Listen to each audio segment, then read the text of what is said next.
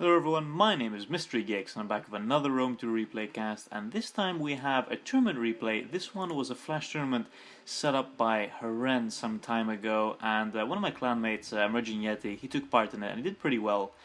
And upon hearing this I said, why not just send me the best battle you played, so the most interesting one, you know? And he said this 1v1 versus Bnoll was the best one he played, or at least the most enjoyable. So I said, fine, I'll cast it. So let's see if he's right. If the battle, I haven't seen the battle yet, so if it's not good, you can blame him.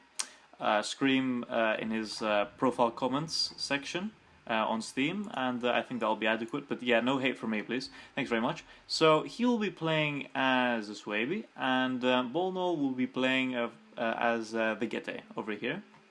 So let's click start so we can see some of the army comps, and right from the get-go we can see a serious power advantage to the Swabey. I'm not sure exactly what the rules were. I'm assuming the typical tournament rules, so max 8 swords, max 4 or 6 aim, I'm not sure.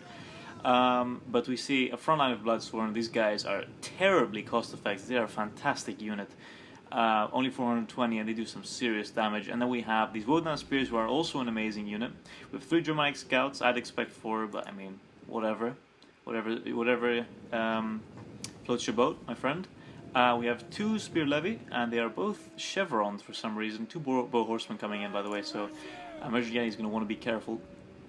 We have these 3 sword masters behind, so this is going to be quite difficult for the Yeti to take care of, although generally the Yeti brings 4 noble swords, as they have in this situation, so not as much of a problem, but at the same time, the Swabey are far more cost-effective infantry, and it's a good thing that these bow horsemen retreated from that engagement, because these guys are very light, these Germanic scouts, and they'll actually do pretty well, and they'll waste a lot of your ammo as well, if used properly. I don't know what this Spear Levy is doing, Jesus Christ, not a good start here, but well, I don't know, maybe he's doing some super MLG flanking, but who knows. I think this is not clever, because unsupported they can get charged by cavalry, but we'll see.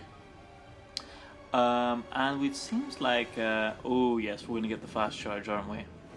Yeah, so we're gonna see a fast charge almost certainly from Emerging Yeti over here, because he's getting all of his guys into this little blob so they can all get fast charge, but this isn't particularly effective play because this is super predictable. I'm not sure what Bnoll is doing over here.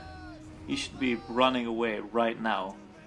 I know he's gonna do his little YOLO charge banter and he's just gonna try kill as many of these. Oh no, he's not, he's running away. Okay, you know, I'm surprised he didn't run away faster than that. I mean, that was, come on man, you should have just moved back a few paces at that until here, and there was no way they would be able to catch you, but now there is a small chance. You might have to sacrifice some units, but that's just my analysis here, what do I know. So we have these 4 Bloodsworn, they're about to get charged by these Spear Horsemen, so Yeti's gonna have to be very careful. If he can switch out these Wodan Spears, and he's not gonna switch out the Wodan Spears, he's gonna let his Bloodsworn take the charge from these Spear Horsemen, but that's not necessarily a bad thing, because while these Spear Horsemen will get a lot of kills on these Bloodsworn, they're gonna die here almost certainly, because you have support from the Germanic Slingers, you have support from the Wodan Spears, who are almost certainly using cavalry counter tactics as they should be, and we've already seen the Spear Horsemen of the Yeti completely eradicated here. We only have 1 left, so that's really not a good engagement for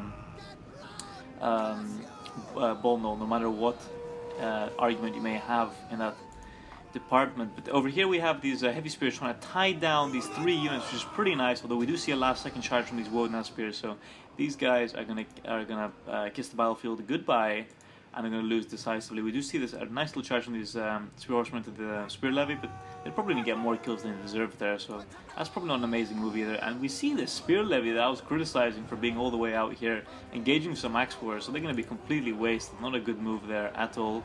These noble swords, we see the charge being taken by the Wodan Spears, and these noble swords are gonna win very decisively.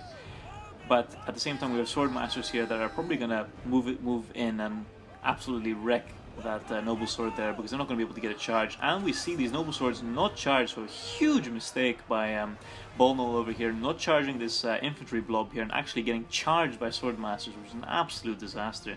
We might even see some rear shot javelins here. Yeah, we are going to see some rear javelins, I believe. So this central engagement's gone pretty well because it hasn't been super overloaded. These Spear Horsemen have gotten into these Germanic slingers, and they'll do pretty well, though we do have Swordmaster support here. So yeah, the central engagement has gone pretty well for Bnoll, but the two flanks are definitely not looking very good, because we have these Swordmasters that moved in without getting charged, and they're doing very well against these Noble Swords, I am certain. We have these Bloodswarm charging in, but honestly, they probably should have tried to engage these Noble Swords to keep them from getting into the rear of this engagement here. But we'll see how Emerging Yeti deals with this. We do have a 2-on-1 situation here. These very nice elite spears and swords dealing with this Noble Sword. This Woden is dealing with this Axe Warrior. So this flank is almost certainly going in Emerging Yeti's favor. And we do see the Bloodsworn being extricated, so that's a really good move. Well done, Yeti. To just try to get the Noble Sword from getting into the back lines of these very important units for the time being. Although the power bar has definitely shifted far more in the favor of Bnoll since the beginning of the battle, though now we see the skirmish at the mercy of Emerging Yeti. So this is a very nice move here. They're going to get into the rear, and they're going to almost certainly rout these Dacian bowmen. So nice move. Oh, this is a nice move as well. So these Falconsmen are going to quickly intercept this general unit. They're going to get a lot of kills, and then hopefully Bnoll is going to move in his general to engage the Suebi general. So nice one, Bnoll. That's a really good move.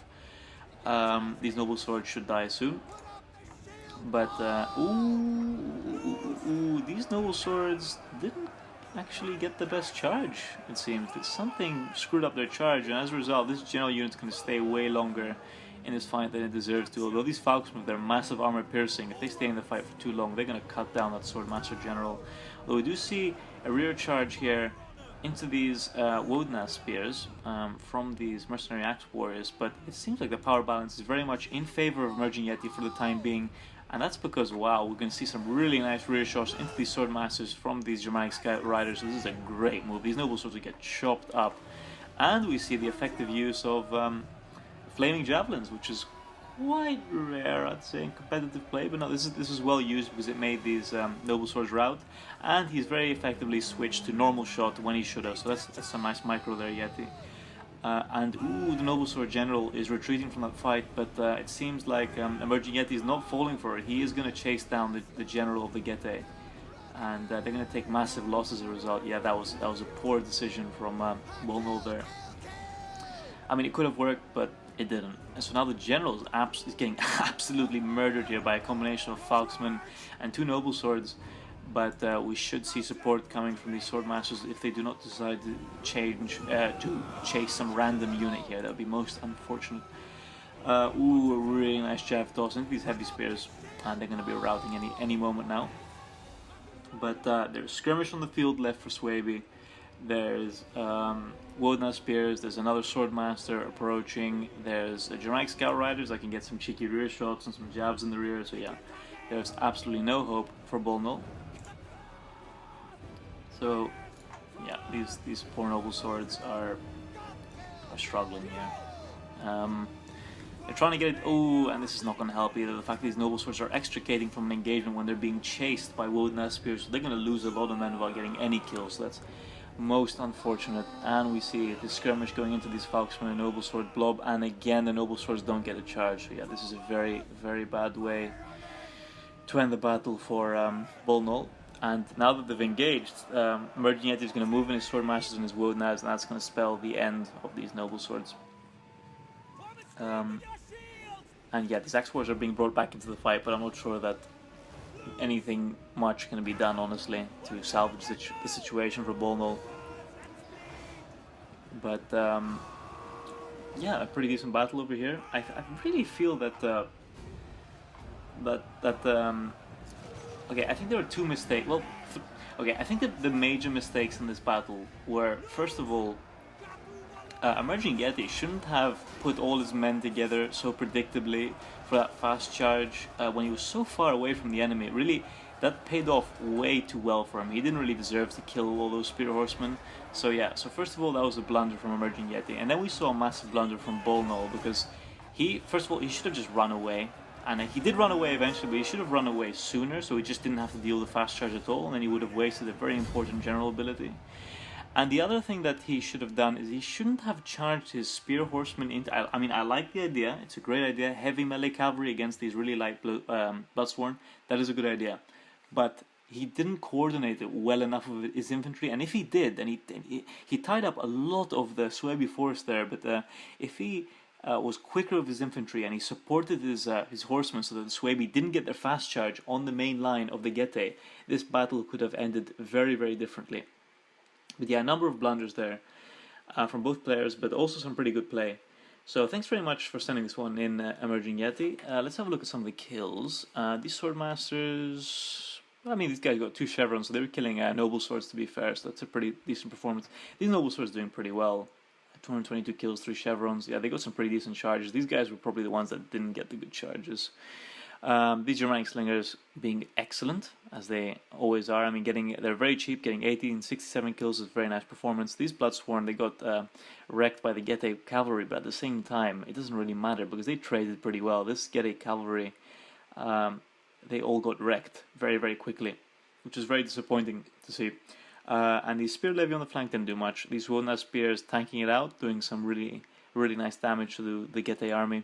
And these Germanic Scouts getting some really important kills, actually. So yeah, Emerging Yeti played that really cleverly with the Germanic Scouts. He made sure they didn't get caught anywhere, and then when there was nothing the Getae could do, he killed all the skirmish first, and then he threw jabs in the rear of very expensive units. That was a very nice use of those Germanic Scout Riders. These Bow Horsemen, I didn't see them in the battle at all, actually.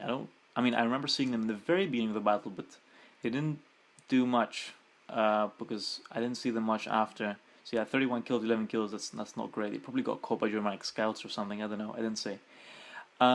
These Falksmen doing a pretty nice job, actually, because they caught the general there and they let the Getae get a really nice noble sword charge on the general, which is why they performed quite poorly over here. So yeah, I love Falksmen, they're just a great unit. These Axe Warriors doing pretty nicely, they're armor piercing, so yeah, nicely used there. These Dacian Bowmen, I don't know, whenever I bring them, they seem like a good idea on paper. You pay 280 for a very cheap bow unit, you get your 35 missile damage. But the problem is that, first of all, they're so fragile that they almost get decimated by skirmish. But then whenever I rush and I start the engagement as quickly as possible when I bring these guys, for some reason they just don't get any kills. I mean, either they get touched a little bit by cavalry and they rout immediately. They just don't seem to be sturdy enough to be worth it. I mean, you really have to be very, very careful of these guys, and they didn't really pay off this time. We didn't see much of them either. They got destroyed by the Germanic Scouts. These Heavy Spears just doing a bit of meat shielding. They didn't do much, honestly. So yeah, thanks very much for sending this one in, Emerging Yeti, and I'll see you guys later for the next replay I'll be casting, which is probably going to be Syracuse versus Athens, 3 versus 3. So see you then.